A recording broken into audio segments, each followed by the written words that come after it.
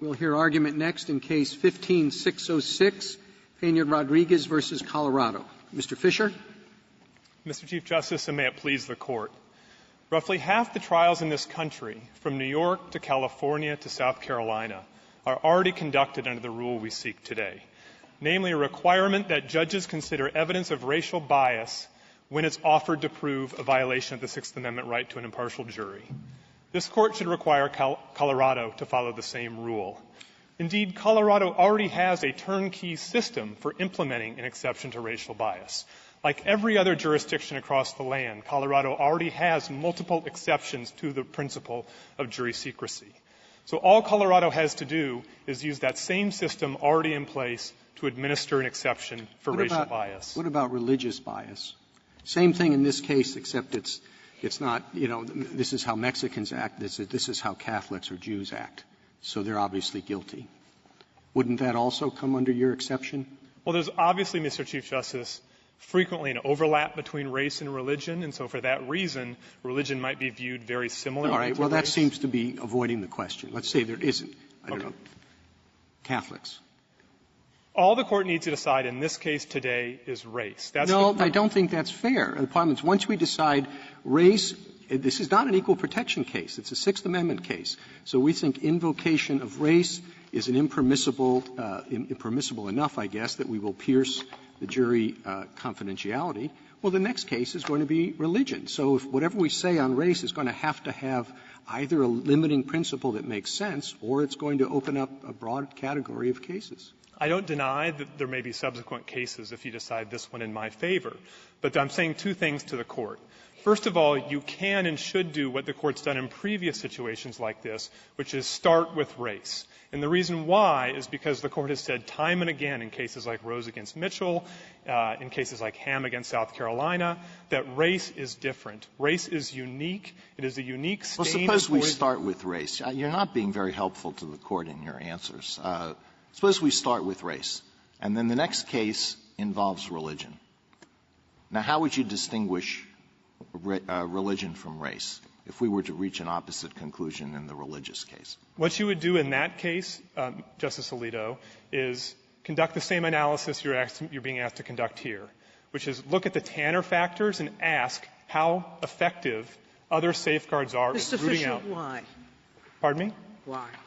Why would you ask that? Why? I mean, the Chief says this is not an equal protection case. But the Sixth Amendment applies to the states through the 14th Amendment, correct? Yes. I always thought the most pernicious and odious discrimination in our law is based on race. I agree with that. All right.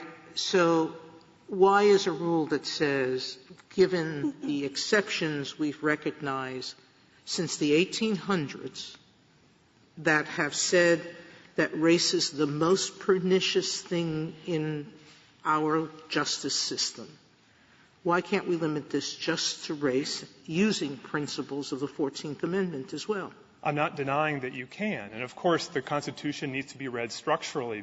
So not only is you think it's odious to have the same sort of discrimination against someone because he's a Muslim or practices Islamic faith? You're saying he's a Muslim. Of course, given this, I know how Muslims behave. He committed this crime. Is that not sufficiently like racial discrimination that it should be carved out? It may well be, Your Honor.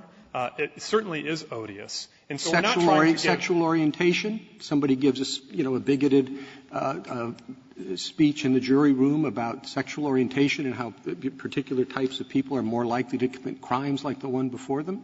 Is that sufficiently odious? It's quite odious, but whether it would satisfy the balancing test we're setting forth today would be needed to decide on its own terms. We have to have an answer for this reason. No one on the other side thinks anything but this is terrible jury misbehavior. That's a given across the case. It is not a question of the validity of the behavior. It's invalid. The question is the timing of when somebody has to object. And their point is they have to object before the verdict comes in. Because if you don't have that rule, you will, in fact, open the door to all kinds of evils which they mention. All right? That's their argument. So what we're really asking for is your reply to that argument. And it doesn't really reply to say, maybe you're going to have a bunch of other things too, because then that strengthens their argument. And on the other hand, maybe that's what you think. I mean, the whole question is that inevitably opening the door to these other things, which will mean, tell the jury, if somebody says a racist comment, write me a note, the judge says, before you reach a verdict. And you get the point. That's why the question's being asked. And so that's why I, too, would like an answer. So I think you've asked a more specific question about objecting and then the more general question that we've been talking about drawing lines. Yes. So for objecting, let me just say, it's impossible for the defendant to object to the misconduct in this case because the defendant is not in the jury room to hear it. And then there's never been a right that depends on the jurors themselves. Please concentrate on the question Justice Breyer has asked you. Okay. Which is, answer his question. He's talking about the general principle. He says everybody's afraid to open the door. That's right. All right? And to the extent that your answer is simply the door is open once you rule for me because other bias is going to be viewed the same, it's going to hurt you. That's what Justice Breyer said. So tell me why that fear is not valid. I think there's two reasons why. One is you can look at the Court's cases that I've described already, things like Rose against Mitchell, Ham against South Carolina, where we have race-specific rules that have never been extended beyond race.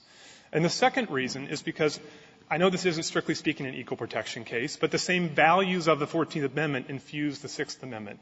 And I think a helpful analogy can be drawn to the tiers of scrutiny. Why isn't this national origin? I mean, you say you're trying to isolate race, but this was the case of Mexican Americans.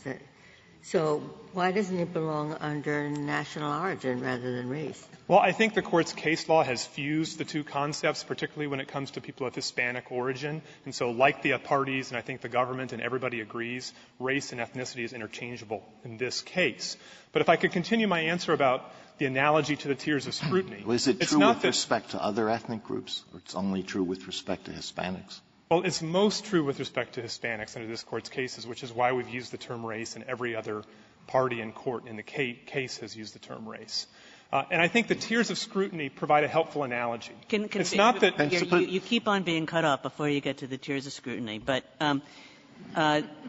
the cases where the Court has said that a lawyer has to be allowed to ask on voir dire about bias, is that only true of racial bias, or is that true of any other kind of bias as well? Under this Court's cases, only race. And remember, Ham was decided in 1973, so there have been plenty of time for that issue to percolate. And I don't know of any lower court decisions that have been I think it's race and gender.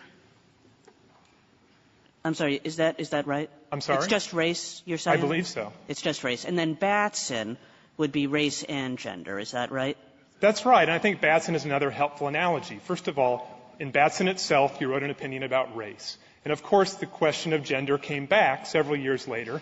There were 3 dissenters in that case. It didn't automatically follow from the first. And there was a different analysis that I would suggest you would conduct here as well. You'd ask about the Tanner factors and the other factors the State has pointed out. Things like the composition of ordinary juries look very different when you're talking about sex than race. Well, suppose things like is it so different? Suppose somebody in the jury room, say it's an automobile accident, says, what do you expect of women drivers? Women shouldn't be allowed to drive cars. Every woman I know is a terrible driver. Suppose that what was said. Well, you would ask the same questions we're asking today, but you'd ask it through a different record and a different set of balancing. You might conclude, and I'm not going to deny this, the Court might conclude, as it did in Batson, that you should extend to sex. But you might not conclude that, and that would be a separate case. And maybe now I can make my tiers of scrutiny point, because remember, sex discrimination is treated differently under the Equal Protection Clause than race discrimination. And under a similar analogy, it's not that one is more odious than the other, or one is better, or one doesn't violate the amendment. It's that different tools must be available to root out different kinds of discrimination. And that's the whole point of strict scrutiny, is that we do not leave any stones unturned when it comes to race. Isn't it in fact true that in the decisions of this Court, those tiers are not what they once were? That is, strict scrutiny is no longer fatal, in fact, and for gender discrimination, you must have an exceedingly persuasive justification for it. Of course, Justice Ginsburg, that's correct. And I'm just trying to give this Court an analogy that it might use to think about the problem of how to apply the Sixth Amendment to different kinds of alleged bias. Well, it's not just alleged bias. It's bias based on innate characteristics of the offensive remarks. But the question is, what is most likely to or a significant risk of depriving the defendant of a fair trial? And it seems to me there are statements that have nothing to do with race or gender or sexual orientation or anything that might have a far greater impact. And I'm wondering why we don't allow impeachment of the jury verdict in those cases. Someone, I don't know, comes in and says, look, I know that witness. That witness lies all of the time. Believe me, you can't take anything he says. I mean, that in a particular case could have a greater impact. So why don't we allow impeachment of the jury processes in that case? I think it's a very important question that goes to the heart of the case, because I think you could have also used the hypotheticals from cases like McDonald against Pless and Tanner and Worker. And the reason why is because the Court has said time and again that race is different. There's a difference between a bias, harmful though it may be, that affects only a private litigant, compared to racial bias, which is a stain on the entire judicial system and the integrity that it's built upon. And that is the difference the Court said in Rose against Mitchell. It's the difference the Court said in Ham against South Carolina. It's what the Court has talked about in its Batson line of cases. It's that stain on the system. What do the 20 states do? Pardon me? What do the 20 states do? The 20 states is actually 18 states and 2 federal jurisdictions. But those jurisdictions have all limited their exception to race. That's what you're asking. And remember, some of those exceptions have been around. In New York, it's been around since the 60s. In Minnesota, it's been around since the 70s. So we have vast experience in the states. And when all the arguments are made on the other side, which I would respectfully say are all theoretical arguments about the harm that would come from adopting our rule, I'd stress to the Court this is not a theoretical question. There's an empirical answer that is available to the Court based on the experience across the country at multiple jurisdictions. Race is different for some purposes, but why is it different from other things for Sixth Amendment purposes? What the Sixth Amendment protects is the right to a fair trial, to an impartial jury. And if we allow the exception that you are advocating, what do you say to the defendant the prisoner who is going to be spending the rest of his life in prison as a result of a jury verdict that was determined by flipping a coin? I think I give you the same answer I gave to the Chief Justice earlier, which is that is woefully unfair. But when the Court does its balancing of the harm on the one side to the judicial system and the defendant against the state interest, the balance is different when it comes to race. How does that connect with the right to an impartial jury? A jury can be partial for racial reasons. It can be partial for some other reason. Because the values of the 14th Amendment are read into the Sixth Amendment as well. And if I could give the Court an analogy, think of Bowling against Sharp, where the Court asked whether the Due Process Clause applies to the federal government. I'm sorry, the Equal Protection Clause applies to the federal government, which it doesn't by its terms. But the Court said, you know what, the Due Process Clause in the Fifth Amendment does, and that should be infused with the values of equal protection. And the particular harms of racial discrimination should be read into that amendment as well. That's all we're asking here. Has there been any case other than Bowling v. Sharp? I mean, Bowling v. Sharp, the conspicuous absence was any equal protection principle operative against the federal government. But I don't know of any case other than Bowling v. Sharp where you have that kind of reverse incorporation. No, I think, Justice Ginsburg, another example would just be Ham. Remember that the voir dire line of cases are all due process cases. There's nothing in the Due Process Clause that singles out race, but this Court's opinion does. And it says that the structure of the Constitution and the unique problem of race in our history and our society require special medicine. Do we take the entire body of law that we have developed in connection with racial discrimination when the Equal Protection Clause is the issue and apply that to your case? For example, here you have a very obviously offensive and direct appeal to race. What if it's, he's from that neighborhood. I know people from that. People from that neighborhood always commit crimes like this.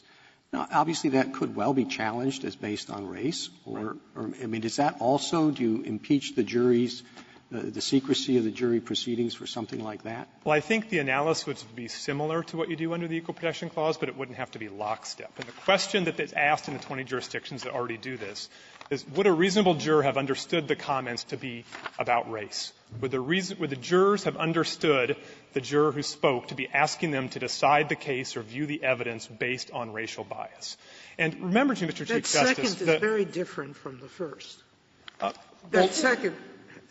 But I'm sorry if I confuse the court, but the key when you're talking about people such as from that neighborhood are whether or not it would be understood as race-based comments as opposed to something else. So it's a similar I like question. the second better, because otherwise you're going to have an evidentiary hearing in every allegation. No, 20 jurisdictions don't, right? Right.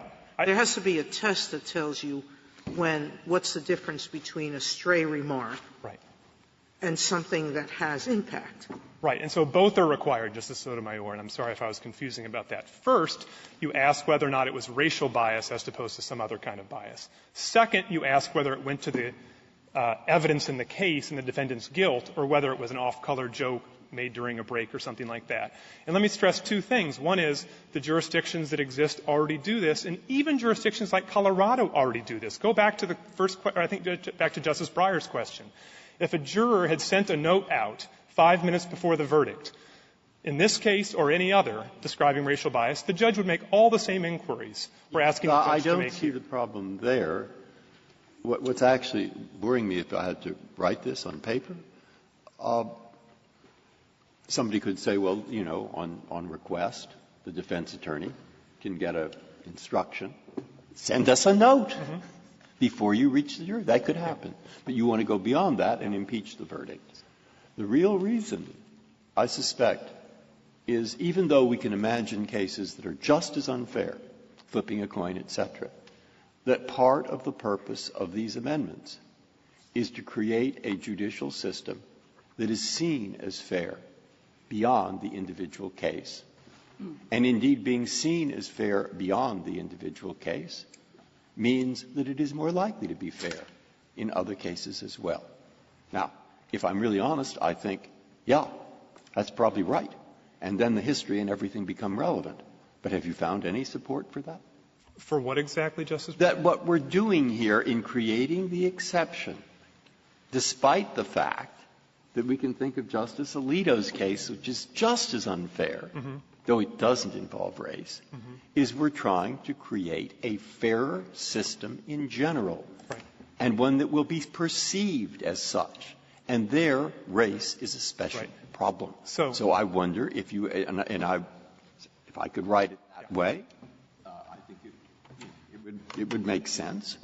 But I'm asking you, is there support for such a thing? Yes, you almost spoke verbatim out of the Rosales-Lopez opinion, which draws from the Aldridge against the United States opinion in 1931.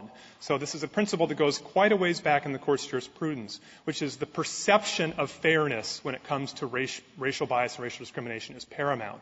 And Justice Breyer, if I could add something, if I could add 2 points about your question, which we returned to about what if the jury could be instructed to send a note out?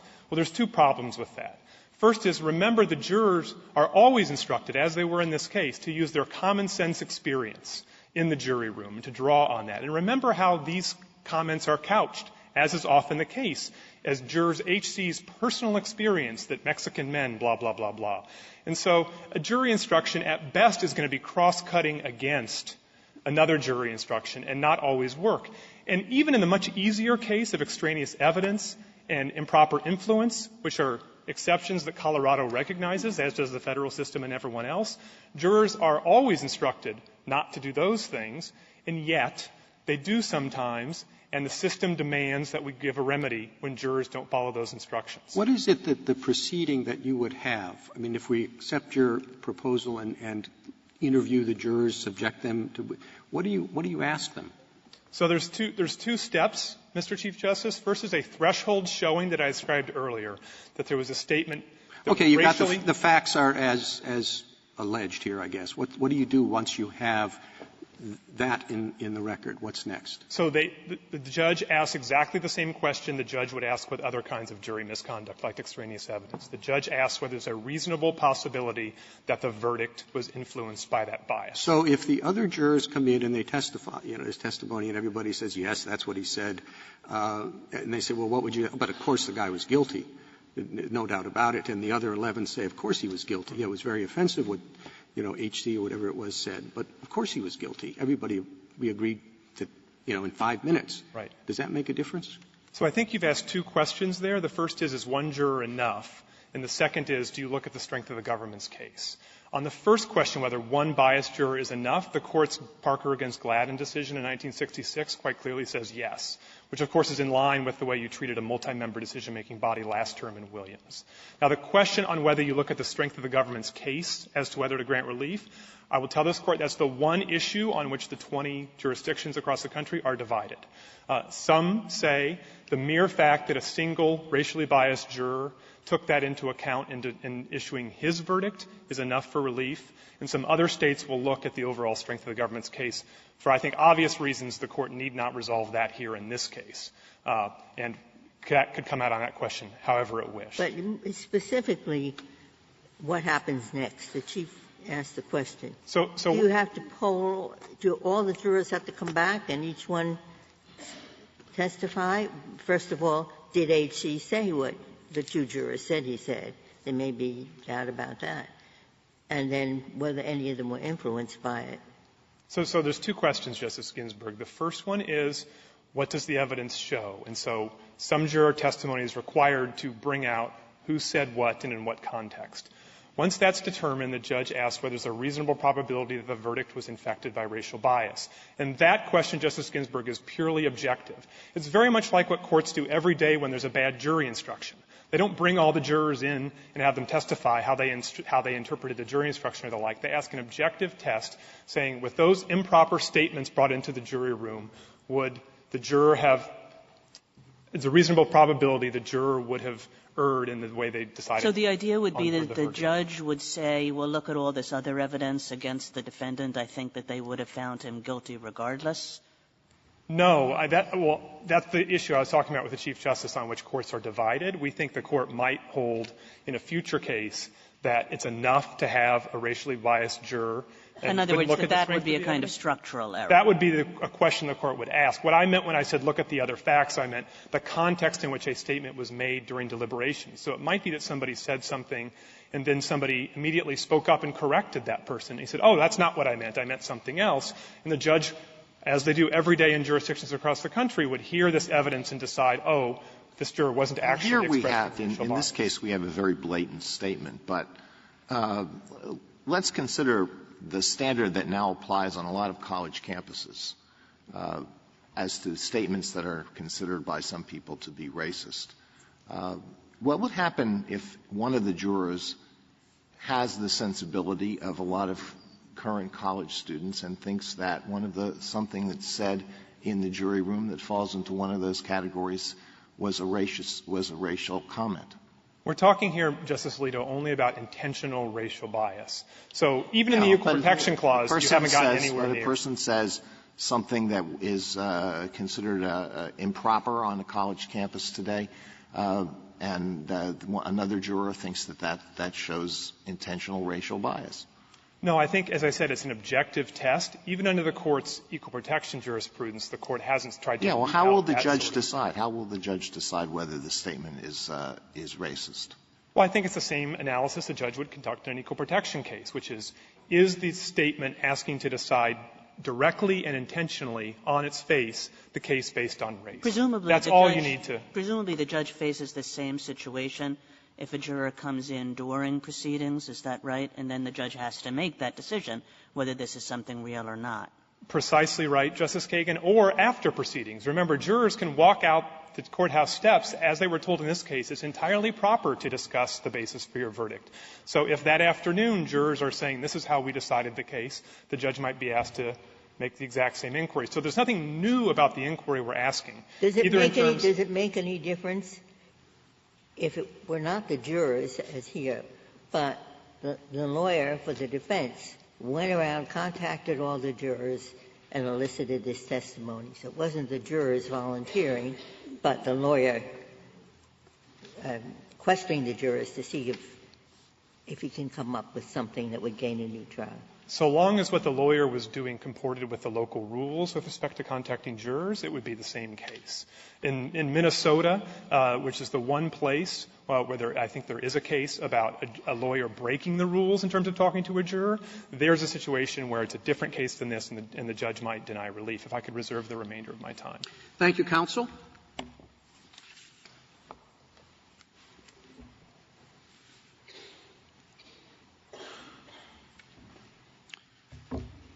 Mr. Yarger. Thank you, Mr. Chief Justice, and may it please the Court. Everyone, including Petitioner, agrees that the citizen jury system requires safeguards to ensure full and fair debate in the jury room and to prevent juror harassment and tampering after verdicts are handed down.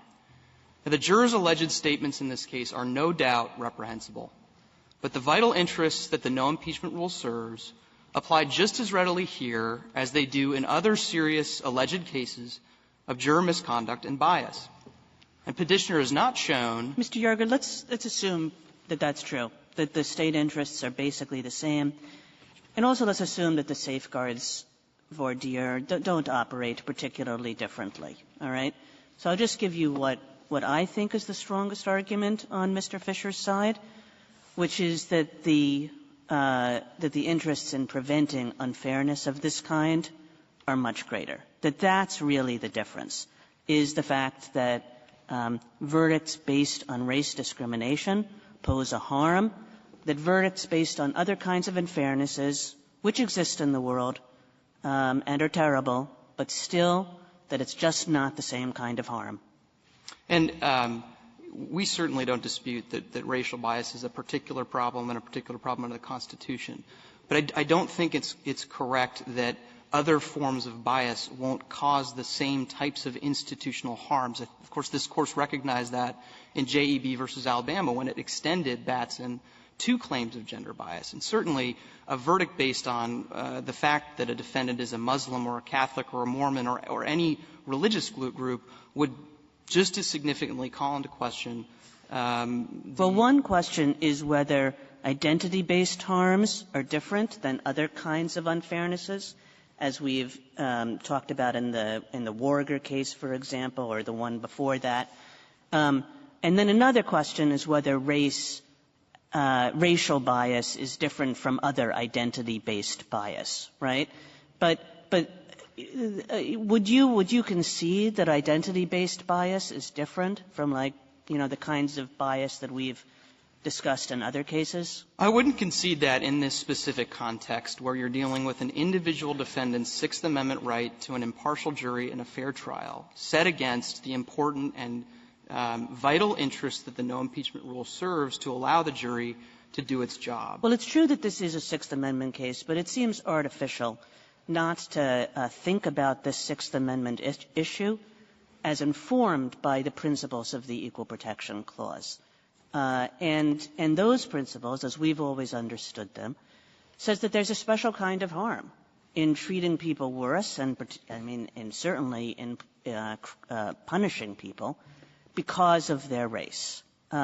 Maybe especially because race is so associated with particular stereotypes respecting criminality.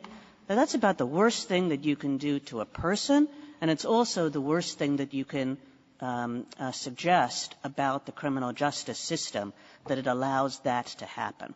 So both of those two things, the harm to the individual for being punished because of your race and the harm to society writ large. And that would, I think, be it's like, yes, you're right, the state interests are exactly the same when voir dire functions pretty similarly, but it's just a different kind of harm. I think it would be difficult in the context of the Sixth Amendment, in the same courthouse in Colorado, to tell one defendant that defendant gets to impeach the verdict because the error that happened to occur during deliberations was racial, whereas across the hall it was religious, or it was simply the jurors disrespecting their jury system enough to flip a coin. And that's the problem. In all of these cases in which Rule 606B is going to apply, you're going to be putting the individual defendant's Sixth Amendment right, which Petitioner acknowledges can be implicated in a wide range of cases against the interests that, Justice Kagan, I think you acknowledge are weighty and important, and precisely why Rule 606B has survived for so many years. Suppose this were a capital case. Would the government of the United States come and make this argument that the person can be executed despite what we know happened in the jury room? Well, Your Honor, I think certainly this isn't a capital case, and that might raise different issues.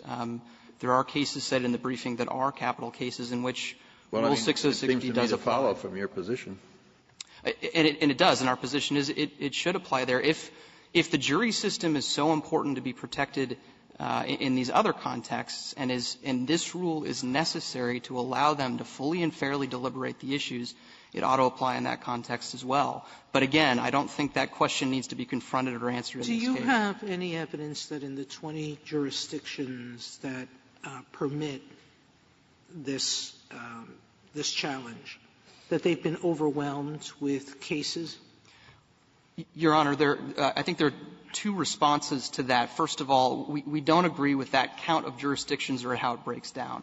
But second of all, Petitioner does point to jurisdictions in which this exception was made, but he doesn't link that up with evidence that this is not occurring, that the harassment and the effects on full and fair deliberation are not being hampered. Well, you can't prove a negative. That's true. That's almost impossible.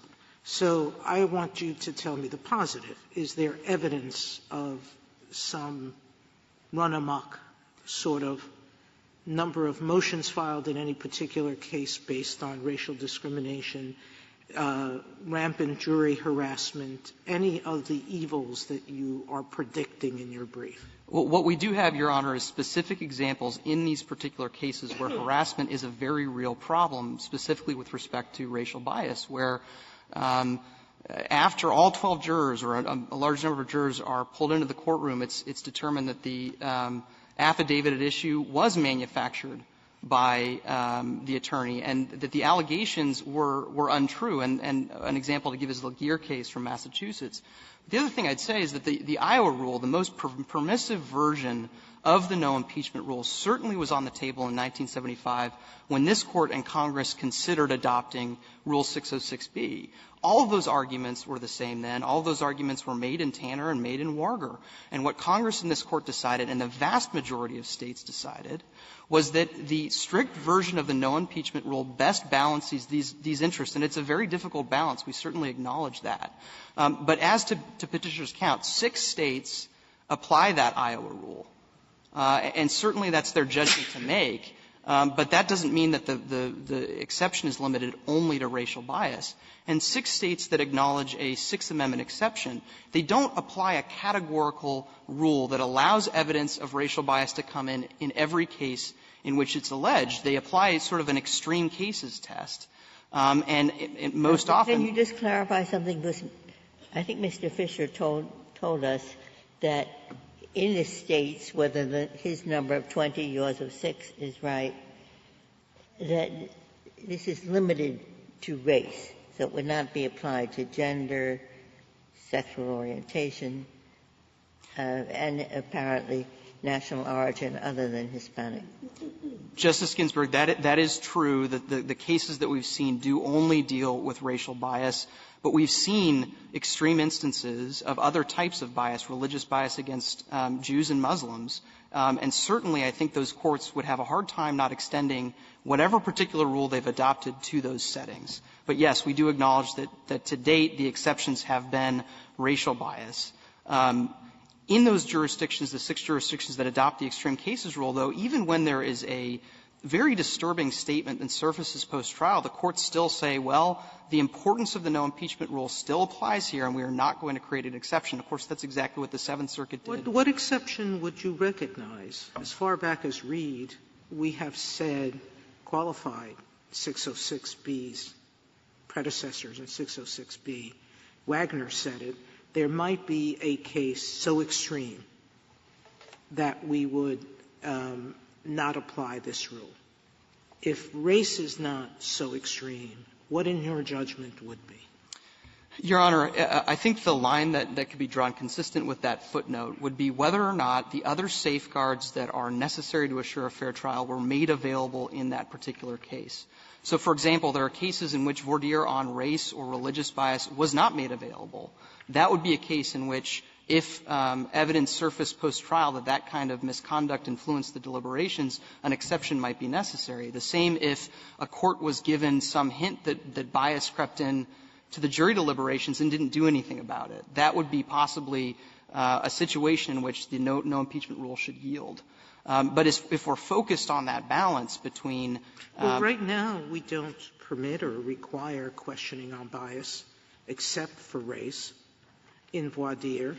So where does your exception work? Well, because things do creep in, but we don't make exceptions for those things. Well, I think that's precisely right. We don't make exceptions, and we expect counsel and voir dire to be the mechanism through which we explore all of these biases. And so when it is not taken advantage of, when it could have been taken advantage of in this case in the trial court. The problem is it assumes that if the question's asked that every juror is going to be truthful. Different people can have different experiences, but, it is more rare than common that when a question is asked, is anyone biased, that most jurors won't raise their hand. And, Your Honor, I think the same challenges arises with regard to nearly any bias that is crucial to a defendant's Sixth Amendment rights, which is precisely why the practice guides the defendant himself cites or petitioner himself cites say asking the general question is generally not the best way to expose those types of biases during voir dire. And here, not even the general question was asked about the race of the defendant in this case. Well, what other types of questions would you propound if you were trying to elicit whether there was bias on the part of a prospective juror? I would propound the same types of questions that petitioner's counsel used below as to other issues. People's experiences on the subject, whether they believe racial issues still persist in this country and what their attitudes are. Isn't it so that many lawyers won't ask that question, even if they could? Because just by asking the question, you're putting race in the minds of the jurors, and you'd rather not do that. That's certainly the argument that petitioner makes here, but what experience has shown is that a careful and mature voir dire on race is not likely to infuse racism into jurors. In fact, quite the opposite has been observed to happen. When jurors are respectfully confronted with racial issues at the outset of a trial, they tend to counter any racial bias, whether explicit or implicit, that might come up during the thought process. How do you know that? That's the research that we cited from Professor Summers in the briefing. Courts have looked at that research. The McCowan case from Massachusetts, they said precisely the same thing. Voir dire is a good time and a good mechanism to raise these issues to ensure that they don't Well, but that's one of the problems here. It may be a good time to alert people who have this bias not to talk about it. It seems to me that that's a very hard thing to measure, this sort of bias. One question, I guess, is whether impeaching the verdict in this way will cause people with biases like that to keep quiet about it and yet still have the same sort of pernicious effect on the verdict. Well, and that's one of our concerns, Mr. Chief Justice. And petitioner acknowledges, I think it's page 16 of his reply brief, that allowing this type of inquiry only on issues of racial bias might, in fact, drive racial bias underground. Now, he says that's unlikely. The Florida Supreme Court said it might happen. And it strikes us, and it strikes Colorado, that if the effect of a racial bias-only exception to the no impeachment rule drives racism underground where it can't be confronted and it can't be reported to the judge, the balance that Colorado strikes by not carving out subject matter exceptions to the no impeachment rule is a good one. Well, why? There's a lot of talk about political correctness or not. And some people think it's a negative thing and others think it's a positive thing. But if an individual is harboring racial bias, isn't it better to harbor it than infect everyone else's deliberations on the basis of it? I mean, if you're not saying every Mexican commits this kind of crime, but you're forced to argue the evidence to convince your jurors, isn't that exactly what we want? Well, don't we want deliberations on evidence and not deliberations on someone's stereotypes and feelings about the race of a defendant? That is absolutely what we want. So why shouldn't we try to drive it underground? Well, Your Honor, with respect, I think that if the juror harbors that bias and is on the jury, that's going to influence the verdict one way or the other. And I don't think it's true. Do jurors even know about the existence of the Vase de Lavelle rule? I mean, that jurors can't impeach their verdict? Justice Ginsburg, what jurors do know when they enter the deliberation room is that that's a secret proceeding, and they're told after they leave that they can talk to people as much or as little as they want about what goes on in the jury room. So calling them back in and calling multiple jurors back in to take the stand under penalty of perjury and cross-examination to be examined about what was said during those deliberations will have a significant effect on the deliberative climate in the jury room. Can you tell me, just as a matter of what goes on in the bar in your state, in Colorado particularly, I take it that in civil cases, lawyers who may be trying a similar case all the time question jurors after the fact, after the verdict, in order to see how to improve their arguments, et cetera, in civil cases and criminal cases. Is this a problem generally? And a related question, are there articles and statistics about the prevalence of this and whether or not this is disruptive to the legal system? The specific post-trial sort of conversation between counsel and jurors, I haven't seen anything like that. That is a common practice in the state of Colorado. But one concern is that certainly a skilled lawyer in every case is going to present evidence of alleged bias as if it were volunteered to that attorney. And it's only after actually inquiring of the jurors, putting multiple jurors on the stand to get to the bottom of those allegations, what was said, when it was said, and what it was meant in context, will you get to whether this actually exposed racial bias on the part of a juror, or whether it was something else. And by that point, you have done exactly what Rule 606B seeks to prevent courts from doing in order to create the atmosphere of full and fair debate in the jury room. When this rule was first pronounced, they were thinking about quotient verdicts, coin flipping, perhaps drunkenness. Identity bias didn't figure back in England when this rule was first articulated. Certainly that might be true at the time the common law rule was announced, but Rule 606B was debated and adopted in the 1970s recently. And since that time, no rulemaker has decided to draw lines within the rule based on the subject matter of the misconduct of the juror. And I think that reflects the tension that we were talking about earlier, which is it doesn't matter what kind of bias arises in the course of proceedings. All of it has significant Sixth Amendment concerns for individual defendants. And drawing the lines only as to racial bias, but to no other type of misconduct, would disserve the rule and wouldn't give an adequate reason not to draw further lines down the road. And I think that would lead to the constitutionalization of the most permissive form of the rule, the Iowa rule, which this Court and Congress and the vast majority of states have rejected.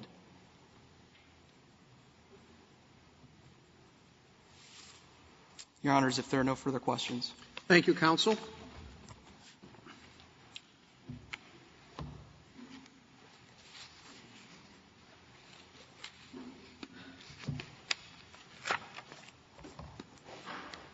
Ms. Kovner. Mr. Chief Justice, and may it please the Court, racial bias is a real problem that the United States is committed to eradicating, but there are ways to address that problem without undermining structural protections of the jury system that have withstood legal challenges for hundreds of years. I take Petitioner's principal submission here to be that a different rule should apply under the Sixth Amendment when a particular form of bias is at issue. And I just want to take a moment to underscore how that's really without foundation in this Court's cases and would Well, Ms. Kovner, I mean, it seems that there are two lines of cases which, in which we've recognized that racial bias in a jury room is an especially important problem and that there need to be special rules to address that problem. The first line of cases is the ones that on voir dire say that a lawyer who wants to ask about racial bias on voir dire has to be able to ask about racial bias, and that we've applied to nothing else except for racial bias. And the second is the Batson line of cases, where we've said we're going to prevent lawyers from doing what we otherwise allow them to do when striking jurors will lead to or may lead to race bias in the jury room. Now, here we have like screaming race bias in the jury room. We have the best smoking gun evidence you're ever going to see about race bias in the jury room.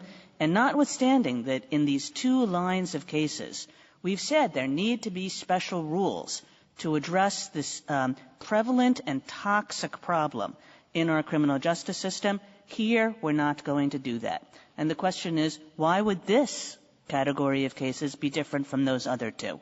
So, Your Honor, we think this Court has never treated some Sixth Amendment violations as more serious than others. And to talk about these two lines of cases that Your Honor raises, if Your Honor looks, I think, at what the Court was doing in the voir dire cases, race was the particular issue that it confronted there, but it was indicating, and it's indicated in other cases, you have to conduct the kind of voir dire that's reasonably calculated to detect the biases that may be present in a particular case.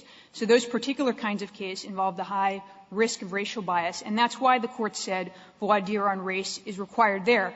And to I think, answer the question Your Honor asked of co-counsel, I think the Court has applied that principle in other contexts. In the capital context, the Court has indicated under the Sixth Amendment, you sometimes need to ask questions about ability to consider mitigation evidence. And lower courts have said that same principle requires voir dire on other topics. And then the second area Your Honor raises is the equal protection area. And we think even there, the Court has not distinguished among different types of constitutional violations and said we're going to treat some violations of the Constitution as particularly serious. What the Court said in those cases, we think, Your Honor, is that there has to be special care taken when the government acts based on race. And so some conduct that wouldn't be unconstitutional at all if it were taken based on some other criteria is unconstitutional when it's taken based on race. The reason, I think, would be the Sixth Amendment says in all criminal prosecutions, the accused shall enjoy the right to a trial by an impartial jury. I agree with you that racial comments in the room can be equivalent to other comments. But there may be, that's why I wanted to know, a prophylactic aspect.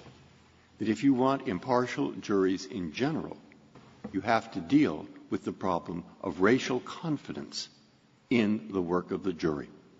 And that's a reason stemming from the language of the amendment to treat race specially. And we have 20 states that have done so without the reasons for limitation swamping the process. Now, that's what I understand as a textual argument and purposive that would, in fact, allow constitutional protection of the kind they're asking for. So I think Your Honor, when considering a prophylactic approach to preventing Sixth Amendment violations, it's important to consider both the costs of this rule and the other alternative mechanisms that are available, because those are the things that the Court has traditionally considered under the Sixth Amendment. So turning to that with respect to race, we think the prophylactic mechanisms that the Court has relied on are likely to be particularly available in many cases with regard to race. And to talk about first voir dire and then the in-trial mechanisms that Your Honor mentioned. So in voir dire, as Justice Kagan's questions alluded to, there's a well-settled principle, and it's the law in Colorado, that you are going to have the opportunity to ask these questions about race. And there's also been a lot of study and thinking that's gone into how to effectively detect bias with respect to race in particular. And then Your Honor alludes to mid-trial reporting. And things can be done to strengthen that safeguard. I think Your Honor alluded to some of the things that can be done about particular instructions. But in general, jurors are instructed that the bias in general is impermissible, and they can be instructed that racial bias in particular is impermissible, and even to contact the judge. On the cost side of the ledger, Your Honor, this Court has always recognized that there's a very high danger and a fair trial danger. If you are trying to reconstruct after the fact jury deliberations with a sort of he said, she said about what was said, that can really undermine confidence in the jury system. And we think that that risk may be particularly acute when you're talking about a very sensitive allegation like that racial bias occurred. And I think we know as time goes on that racial bias can be expressed in subtle ways, and particularly after a jury verdict is rendered and somebody goes back into the community where a sensitive issue has been debated, and they're trying to recall what was said, there is the real risk that there will be these kinds of credibility battles. So the more insidious the evil, the less reason the more caution we should have in inquiring of the jury? No, we just think that Upside down. No, we think that this is a really serious issue and that it ought to be addressed through the kinds of safeguard this Court has always applied. But we think that to the extent that the Court has recognized dangers, they're present here. And so to take, for instance, the danger of impeding full and fair jury room deliberations, we think that's a particular risk when you're talking about this kind of very allegation that contains a very high degree of social opprobrium attached to it. So, Your Honor, I mean, there may be cases in which race is discussed in the jury room because it's appropriate, because the claim involves racial bias, because there's allegations surrounding police misconduct in which race is often discussed.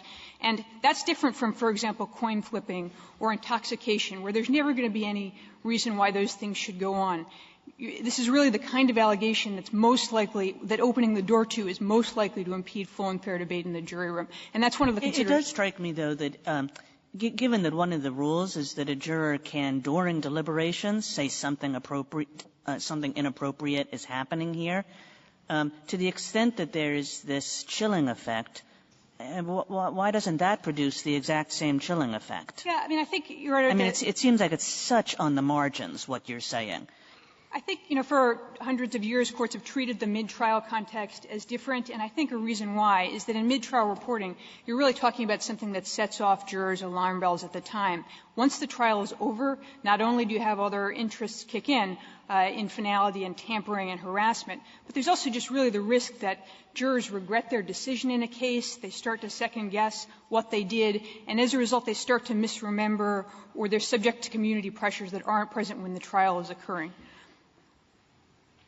Your Honor, we're not suggesting that this is not a serious issue, and even one that jurisdictions, including this Court, when it sits as a rulemaking body, can study and consider. It's a difficult balance, but what this Court has generally said with respect to rules of evidence is that states have a lot of flexibility to adopt different approaches. And we think this is a case in which the interests that the rule serves are fully present, and the safeguards that the rule has relied on historically are fully present. And so the Court... Like the government or the state of Colorado, the government of the United States would make this same argument in a capital case? We think that capital cases do present Eighth Amendment considerations that are not present here. The Court has often suggested under the Eighth Amendment different sets of rules apply, and there may be different considerations in that context. But, Your Honor, we think to the extent the Court regards the rule as problematic or as one that deserves further study, the appropriate way to do that is as a rulemaking body, which is another way in which this Court considers and continually exercises oversight as the rules of evidence. But it shouldn't impose a new constitutional rule that requires setting aside a historic structural safeguard. In the states that allow this kind of evidence, is it all done by legislation or by a rule of court? Or has it come about by judicial decision? I think it's a mix. Some of these jurisdictions are jurisdictions that employ basically the Iowa rule, so they let in a lot of evidence about what was said in jury deliberations. They just have a broader rule. Some have said under our state law, we think this is an exception that has to exist to the rule, and some of the decisions on which Petitioner relies are constitutional decisions. If I could just I'm sorry.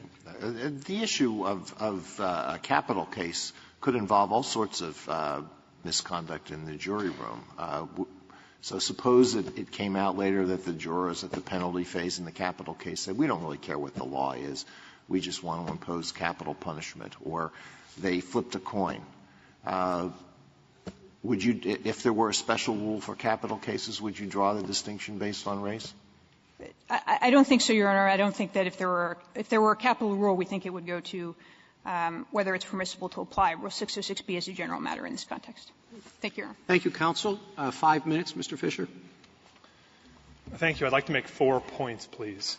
First, just to pick up where that conversation left off, to the extent my friends on the other side are saying that in a capital case the Eighth Amendment would become relevant, that's exactly the kind of common-sense structural constitutional argument that we're making and the other side is suggesting is improper, that when you look at the Sixth Amendment right to an impartial jury, you also consider other elements of the Constitution, like the 14th Amendment. Secondly, with respect to the prophylactic measures that the other side propounds, and specifically voir dire, 2 points. First is the studies they point to are studies where race is already infused in the case from the outset. Cases like Ham against South Carolina, where the defense is all about the person's race. And in those settings, questioning of voir dire is almost incumbent on defense lawyers and sometimes has some good effect. But that's not what the question really before the court today is. If they're saying that voir dire is a cure-all for this situation, what they're saying is that in every single criminal case, it's shoplifting, whether it's white-collar crime, whether it's a DUI, any case, a defense lawyer is really required to interject race into the case from the outset. And so as between interjecting race into the case from the outset, potentially offending jurors, potentially suggesting race is relevant where it doesn't exist, and our solution, which is just simply having a constitutional fail-safe for the once in a blue moon where you have this grave problem. We think our solution actually does a lot less upheaval to the system than an opinion from this court that says voir dire is the answer here. Next, let me say something where we agree with the other side. I think I heard both counsel for the other side say this is a balance. And we agree. That's what the court says cases dictate, and that's what 606B itself strikes, is a balance between the interests of justice and the principle of jury secrecy. I would suggest to this court, though, that when you conduct that balance, where we disagree with the other side, and let me use the line from the Solicitor General's brief. They say the court's duty here is to choose the lesser of two evils. Racial bias is never the lesser evil. The court has never said that racial bias is a lesser evil than something like the public policy considerations here. And I know the court is concerned about line drawing. It's obvious in a situation like this where you announce a new rule as a constitutional matter that you're wondering what cases are going to come next. But I respectfully submit that the court has never refused to remedy intentional race discrimination in the criminal justice system for fear of having to address other questions down the line. And if you look at the court's cases, whether they're the Ham line of cases, whether they're the Batson line of cases, or anything else, the court will have ample tools and ample time to decide down the road whether other situations are the same or whether they're different. Our submission here, though, is that race is unique, race is a particular poison, and that the experience of the 20 jurisdictions that have this rule shows that implementing the rule we're asking will not create any significant problems with respect to the state interests or the administrators of justice. Well, Mr. Fisher, it's not a fear of confronting issues down the road. It's a question of understanding the scope of the rule that you are asking us to adopt. And I'll give you one last chance. You will not tell us today whether your rule applies to discrimination on the basis of religion or gender or sexual orientation, or to add another one, political affiliation. So if the jurors, if it came out the jurors said this person is a Democrat, send him to jail, that would be a different result. You will not tell us whether the rule would apply in those situations. I think it's easy to say, Justice Alito, that categories covered in the Equal Protection Clause by rational basis analysis would not require the rule we're seeking today. I'm trying to be forthright with the court by saying I acknowledge there will be other hard questions about identity, as Justice Kagan put it. I'm not representing somebody today that has that case, and I think the court would want full briefing on it. And if I could just return to the question a little bit differently, because I understand why you don't want to say, well, it wouldn't apply to this or it wouldn't apply to that. But in what ways is race unique? Race is unique in terms of our history and constitutional structure and in terms of the more practical considerations of rooting it out with the prophylactic measures we've discussed. The briefing is filled with citations and examples of why race is particularly hard to get at through the Tanner factors as compared to even something like other kinds of discrimination. And the tiers of scrutiny analysis, I think, is a good place for the court to look, because it's not that we're saying that other forms of discrimination are okay under the Constitution, whereas race discrimination is unconstitutional. We're saying that different tools need to be available. More searching inquiries need to be done when it comes to race. And that's why we think that the rule of evidence here gives way in a situation where it might not in other cases. Thank you, counsel. The case is submitted.